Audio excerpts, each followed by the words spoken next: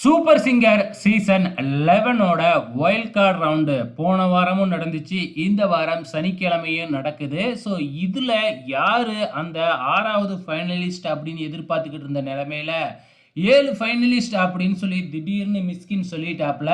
So அந்த 6வது finalist யார் அப்படிங்கிறது நமக்கு ப்ரொமோவிலேயே காமிச்சிட்டாங்க. தர்சனா அவர்கள் தான் வந்து 6வது ஃபைனலிஸ்டாக தேர்ந்தெடுத்தாங்க.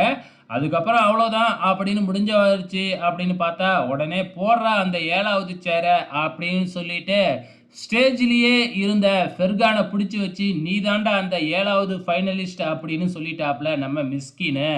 ஸோ எல்லாருக்குமே பெரிய இன்ப அதிர்ச்சியாக தான் இது இருந்துச்சு. காரணம் வந்து பார்த்திங்கன்னா இது வரைக்கும் சூப்பர் சிங்கர் வரலாற்றிலேயே 6 ஃபைனலிஸ்ட்டுக்கு மேலே தேர்ந்தெடுத்ததே இல்லை. முதல் முறையாக 7வது ஃபைனலிஸ்ட்டை இப்போ தேர்ந்தெடுத்திருக்கிறாங்க.